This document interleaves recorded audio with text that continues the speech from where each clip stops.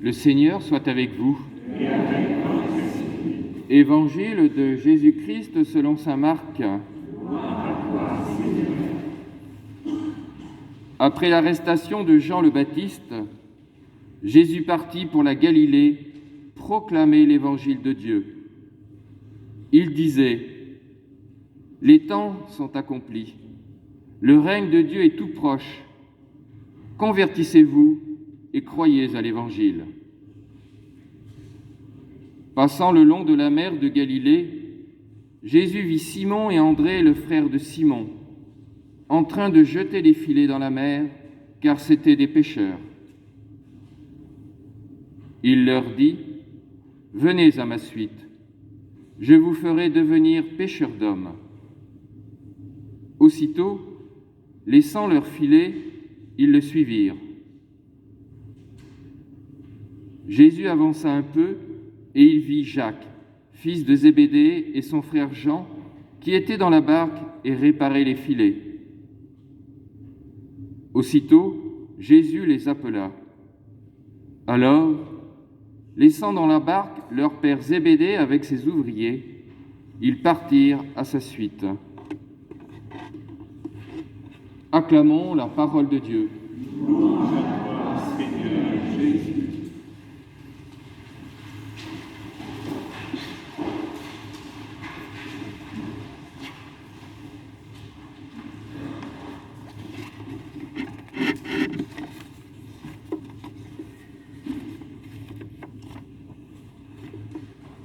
Dans sa présentation, tout à l'heure, Michel a plutôt parlé de la deuxième partie du texte.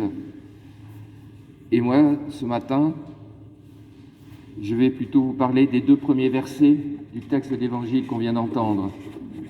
Mais comme la parole de Dieu est riche, vous verrez que ce qu'elle a dit et ce que je vous propose à la méditation se rejoint, en particulier sur cette présence qui vient à nous.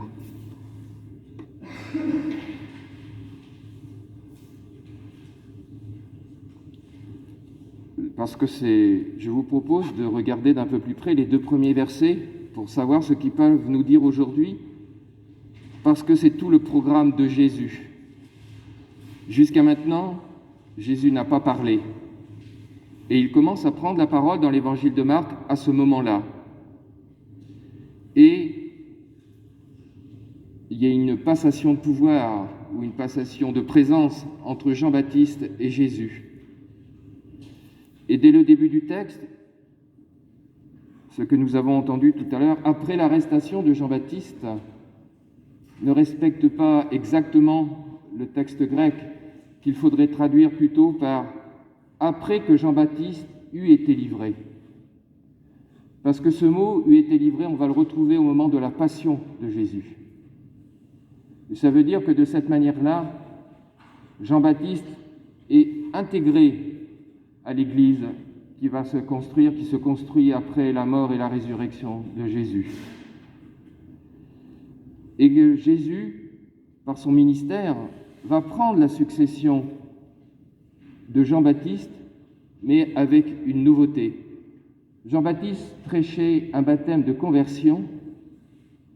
Jésus aussi va nous demander de se convertir, mais il va aller plus loin.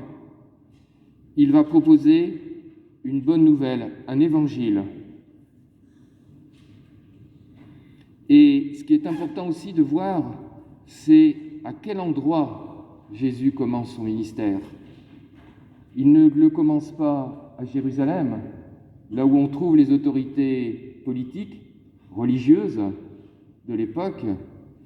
Il ne commence pas son ministère à l'entrée du temple, qui est le centre de la vie politique et religieuse d'Israël. Non. Il monte au nord, en Galilée.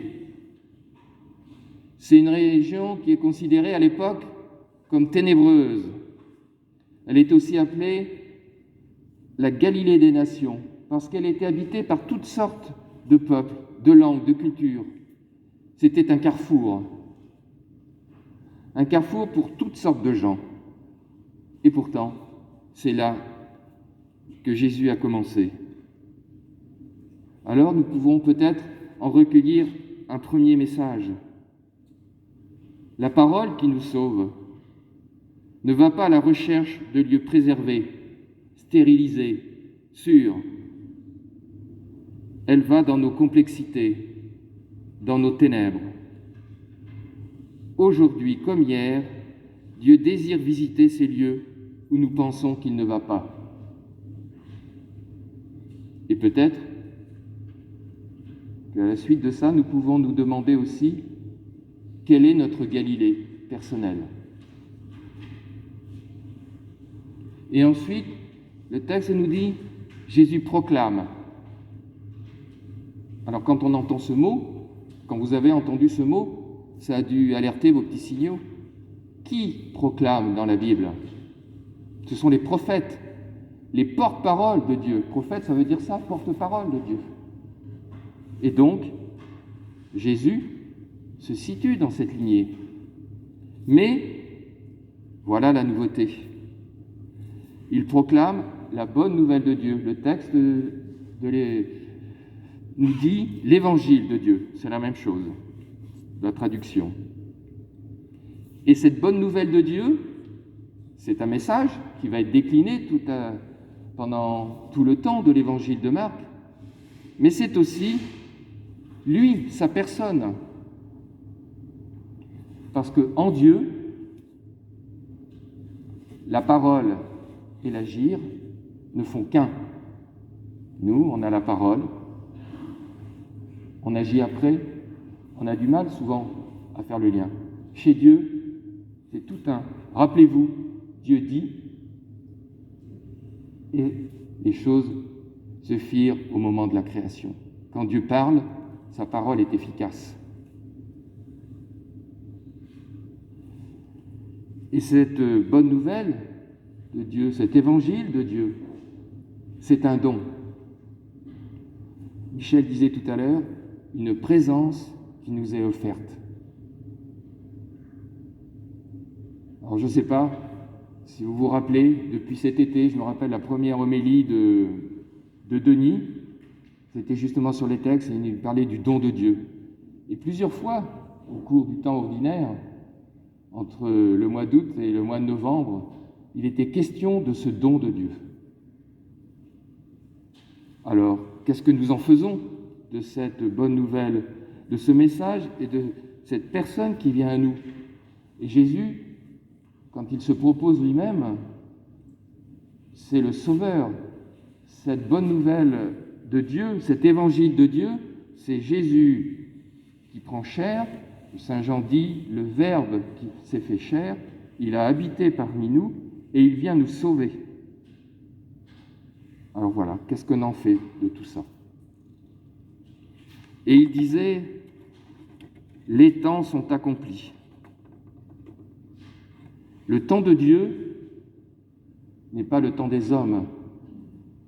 Le temps, en grec, il y a deux manières de le traduire. C'est comme le verbe aimer. Nous, les Français, on n'est pas très riches dans notre traduction quand on traduit le mot aimer. En grec, il y a 3 sortes de mots. Quand je dis que j'aime Jacqueline ou que j'aime la tarte à la pomme, la tarte aux pommes, c'est le même mot. Sauf qu'en grec, quand on dit aimer la tarte aux pommes et aimer sa femme, c'est pas la même chose.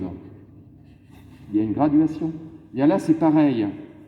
Il y a en grec le mot chronos qui a donné chronomètre, donc le temps qui s'écoule, seconde après seconde.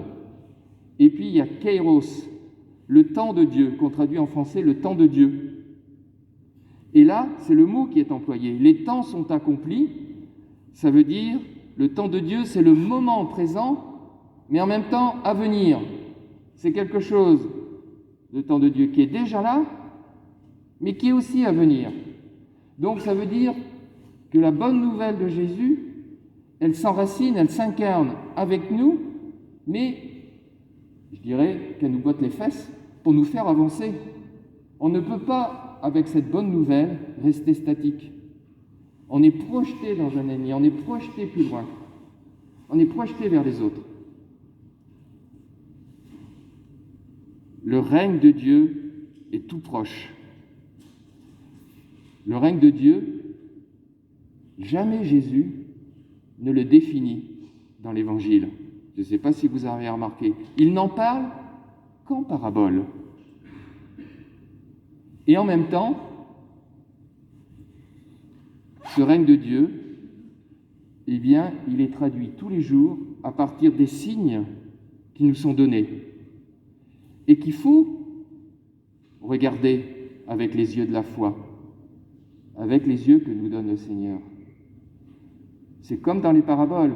Et ce règne de Dieu, ce royaume de Dieu, si vous regardez bien les paraboles, c'est toujours quelque chose qui, comme je disais tout à l'heure, pousse. C'est des graines qui poussent. C'est du levain qu'on met dans la pâte. Donc c'est toujours quelque chose qui est en devenir, qui va venir. Donc ça nous dit quelque chose de notre Dieu. Et comme le Seigneur nous donne tout ça, ce don, eh bien que nous demande-t-il ? Retroussez-vous les manches, je vous offre quelque chose, et alors à ce moment-là, convertissez-vous et croyez. Bougez, je vous offre quelque chose, vous ne pouvez plus rester les pieds dans vos chaussures. Bougez, convertissez-vous. Ce que je vous propose vous procurera la paix et la joie. Voilà la bonne nouvelle. Et alors, pour annoncer tout ça à tout le monde, eh bien Jésus va avoir besoin de compagnons. Et c'est pour ça ensuite qu'il part à la pêche pour trouver des collaborateurs. Et l'évangile d'aujourd'hui nous propose le Carédas, les 4 premiers, ce que l'on retrouvera souvent. Alors, comme il a été dit tout à l'heure que c'était le dimanche de la parole de Dieu, je vous offre une réflexion, une proposition que faisait le pape François l'année dernière, à l'occasion de ce dimanche de la parole de Dieu. Il disait « Faisons place à la parole de Dieu. Lisons tous les jours quelques versets de la Bible. Commençons par l'Évangile. Tenons-le ouvert sur la table à la maison. Portons-le avec nous dans la poche. Lisons-le sur nos téléphones portables. Laissons-le nous inspirer chaque jour. Nous découvrirons que Dieu est proche, qu'il illumine nos ténèbres, qu'avec amour, il conduit au large notre vie. » Voilà ce que disait le pape. Parce que déjà, dans la Bible, un prophète proclamait au nom de Dieu, « La pluie et la neige qui descendent des cieux n'y retournent pas sans avoir abreuvé la terre, sans l'avoir fécondée, l'avoir fait germer, donnant la semence au semeur et le pain à celui qui doit manger. Ainsi, ma parole qui sort de ma bouche ne me reviendra pas sans résultat, sans avoir fait ce qui me plaît, sans avoir accompli sa mission. » Alors, je vous encourage à vous nourrir de cette parole faite chair, parce que, voilà, le Seigneur nous dit que sa parole nous transforme et qu'à ce moment-là, elle nous aidera à nous convertir et à croire à la bonne nouvelle.